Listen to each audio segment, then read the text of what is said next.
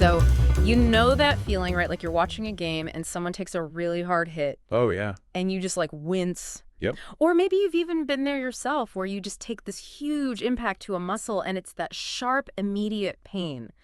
And we've all heard the term cork, right? Absolutely. Maybe even know firsthand what it feels like if you're unlucky, but you're not a doctor. Right. So you don't really know what's going on under the skin. And you want to understand it without having to go to med school.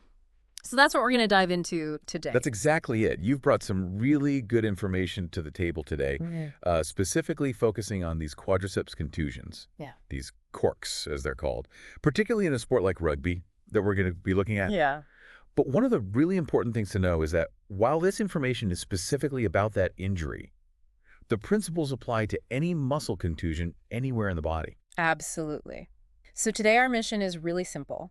We're going to take a deep dive into what happens to your muscle when it takes a really solid impact. We're going to look at how these injuries are classified based on their severity.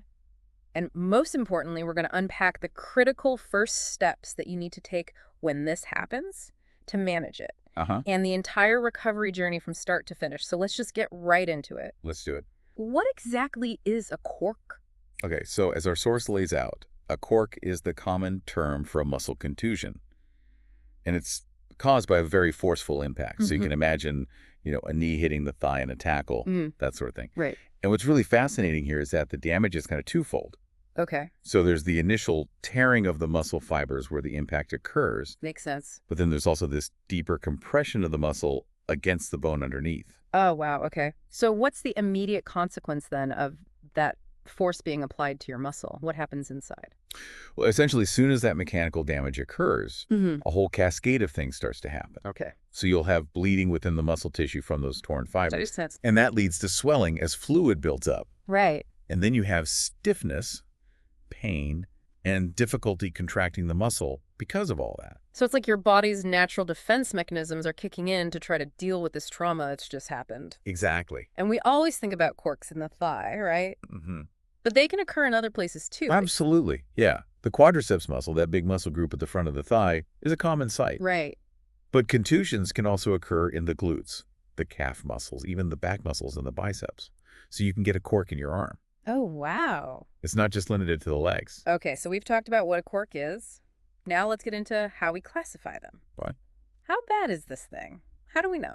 So our source lays out this grading system from grade 1 to grade 3. Okay. And it's really useful because it gives you an idea of how long recovery might take. Right. And how the injury should be managed. So grade 1 is considered mild. Okay. Someone with a grade 1 cork might experience some pain and stiffness, but they can usually continue playing. What you don't typically see is any bruising or a limp. Okay. And the person usually doesn't miss any subsequent games. So it's pretty minor. Got it. So what elevates it then to a grade 2? So with a grade 2 cork, the injury is definitely more significant. Now, the pain is going to be too much to continue playing. Okay. They're going to have more significant pain and stiffness. Right. You'll probably see them limping, and there will often be a visible bruise. And our source says that with a grade 2 cork, you can expect about 2 to 3 weeks out of play. Okay. And they make this interesting observation, which is that the number of days that someone's limping can be a pretty good indicator of how many weeks it'll take them to return to play. That's interesting. So if you limp for 3 days, it might be about 3 weeks. Yeah, roughly. That's just the rule of thumb. Yeah, that's a good rule of thumb. Yeah. Now, what about grade 3? What bumps it up to the worst? So a grade 3 cork is much more serious. With a grade 3, the person will often have difficulty even putting weight on the injured leg. Wow. They'll have severely restricted range of motion. And in terms of time out of play, we're looking at least 6 weeks. So that's a huge chunk of time. It was a significant injury. So regardless of the grade, what are the absolute first things that you need to do when a cork happens? Our source really honed in on one of the letters in the RICE-E acronym. Yeah, so RICE stands for Rest, Ice Compression, Elevation. Right. And they're all important. But our source really stresses just how important compression is. Why is that? They use this really powerful analogy they say that you should think about the bleeding that's happening inside the muscle, Right. as if you were stabbed. Yeah. If you were bleeding externally, your first reaction would be to apply pressure to stop the bleeding. Right, of course. And it's the same principle here, even though you can't see the bleeding. It's happening internally. Exactly. Yeah. So compression is absolutely crucial. So how does the compression actually work? What's it doing? So the main aim of the compression is to control that internal bleeding. So by applying firm pressure to the injured area, you're basically limiting the amount of blood that can pool there, Right. which helps to minimize swelling and reduce pain. Okay. So compression is non-negotiable. You've got to do that. No. What about the ice? Is there a specific way you should be icing a cork? Yeah, so for a quadriceps contusion, the recommendation is to ice with the knee bent. Okay. As far as they can comfortably go, you're not trying to force a painful stretch or anything, Right. but the muscle tends to stiffen up very quickly after the injury. Okay. So having that knee bent can be really helpful. So how often are you supposed to be doing this icing? And for how long? So the guidance is to do it for 20 minutes every hour. Wow, that's a lot. It is quite intensive, Yeah. especially in those first 48 hours. Yeah. But that's really important for controlling the pain and inflammation in those early stages. So we've got the immediate response taken care of. Now, what happens after those first couple of days? How does the muscle actually begin to repair itself? So the good news is that the healing process actually begins within days of the injury. Yep. So your body starts working to mend those damaged muscle fibers. Right. But here's the thing, your body's trying to make the injured area stronger. Okay. And it does that by laying down this fibrous collagen tissue, which we know as scar tissue. Right. We hear about scar tissue all the time with injuries. We do. Yeah. So what's the catch with scar tissue? Well, scar tissue does provide structural strength, Right. but it's not as flexible or functional Okay. as the original muscle tissue. So you can imagine your muscle is like this high-performance elastic band. Right. It can stretch and contract really powerfully. Yeah. Scar tissue is kind of like this tough, inflexible patch. So it might make the area more resistant to future impact, but you actually lose some of the muscle's normal function. So it's kind of a trade-off. Yeah, it's a trade-off Oh, between robustness and performance. So the body's trying to heal itself, but it's not creating a perfect replica of what was there before. Exactly. So how do we encourage the body then to repair in a way that prioritizes function over just becoming this super strong but stiff area? That's where the rehab process comes in. And our source recommends some very gentle stretching in that first week. Okay. So you're doing 30-second holds of pain-free stretches. Right. And you're doing that 6 times daily. Okay. But what might surprise some people is that they actually recommend starting to gently load the muscle very early on. Oh, really? Yeah. From day one? Yeah, from day one. That seems counterintuitive. It does. But the idea is that you want to start signaling to the muscle that it needs to rebuild those functional fibers as part of that healing process. Okay. So by gently contracting and relaxing the muscle through some simple exercises. Like what? So things like bodyweight squats, lunges, step-ups, step-downs, even just isometric holds, Okay. where you're tensing the muscle without moving the joint. Right. You're basically telling the body what kind of tissue it needs to be laying down there. Okay. So you're giving it instructions, essentially. Exactly. And of course, it's all within the limits of pain. Right. You don't want to push into pain. So we're doing these gentle exercises. And the source also mentioned a specific type of loading program that's really important to minimize that scar tissue buildup. Yeah, so after those initial few days, the focus shifts to this high-repetition, low-resistance loading program. Okay. It's literally hundreds of reps daily. Wow.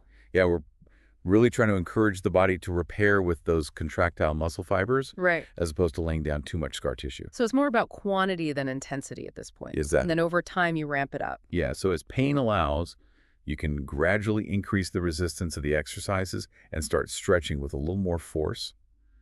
And they also recommend hands-on physiotherapy Okay. after the initial days to help with that healing and recovery. So we've talked about the injury itself. We've talked about how to start the recovery process. What are the key milestones someone needs to hit before they can get back to playing? So the return to play is going to be gradual, Okay. and it starts with being able to walk without any pain. Okay. Then they'll progress through a graded running program. Okay. So they'll start by running at a slower pace for a shorter distance, Right. and then gradually increase the speed and distance as pain allows. Okay. And then there are a few key criteria that need to be met. What are those? So they need to be able to run at full speed without pain. Okay. They need to feel confident in contact situations. Right. The strength in their injured leg needs to be comparable to the uninjured leg. Okay. and they need to have completed a couple of unrestricted training sessions without any problems. Okay. So it's quite a thorough process to make sure that they're fully recovered. Yeah, that sounds pretty sensible. Our source also mentioned a potential complication of a really severe cork Yes. called Myositis Ossificans. What is that? So Myositis Ossificans is a relatively uncommon complication, Okay. but it's important to be aware of it. Yeah. And what's really interesting about it is the mechanism. What happens? So essentially, after a really severe impact, Yeah. the body, in its attempt to repair the muscle, decides to use what it perceives as the strongest building material it has. Which is, Bone. So you actually start to get bone formation within the muscle. wait, bone growing inside the muscle? Yeah. Isn't that wild? That's crazy. It's like something out of a sci-fi movie. So how long does this process go on for? It usually continues for about 6 to 8 weeks. And can they see it on an x-ray? Yeah, it's usually visible on an x-ray after about 2 weeks. Oh, wow. So what are the symptoms of this? What would make someone think they might have this? Well, the person's going to have pain Okay. and weakness when they try to contract the muscle. Right. They might even have pain at night that wakes them up, Oh, wow. and a prolonged inability to return to play. So what's the long-term outcome if myositis ossificans develops? It can definitely make recovery much longer. Yeah. But the good news is that the bone tissue that forms there is usually slowly reabsorbed by the body over the following 12 months. Okay, so it goes away eventually. Yeah, But it sounds like it's something you really want to avoid. definitely. It highlights the importance of proper management of these injuries from the outset. Absolutely. So let's bring it all home then. What are the key takeaways that you would want our listeners to remember about muscle contusions? Okay, so I think the most important things to remember are these. Okay. Number 1, understand that a cork occurs because of a direct impact causing damage to the muscle fibers and bleeding. Right. Number 2, be aware of the different grades of severity, Yep. which give you an indication of the potential recovery time. Makes sense. Number 3, remember how important early and correct management is, Oh. with compression being the absolute priority in those first minutes after injury. Yeah. Number 4, understand how your body tries to repair muscle, Right. including the formation of scar tissue and the importance of gentle stretching and early loading to encourage functional recovery. Absolutely. And then finally, keep in mind that myositis ossificans is a rare but potential complication, Right. which can really prolong recovery and shows just how complex the body's response to injury can be. Absolutely. It's amazing how the body tries to heal itself, It is. even if sometimes it doesn't quite get it right. Yeah, that's right. It makes you wonder, doesn't it? About what? How other types of tissues in the body, like ligaments, tendons, or even bone itself, Yeah. have their own unique ways of repairing and their own trade-offs when it comes to healing. That's a great point. Something to think about. It is. Thanks for joining us on this deep dive. Absolutely. It was really It interesting. was my pleasure. Thanks for listening.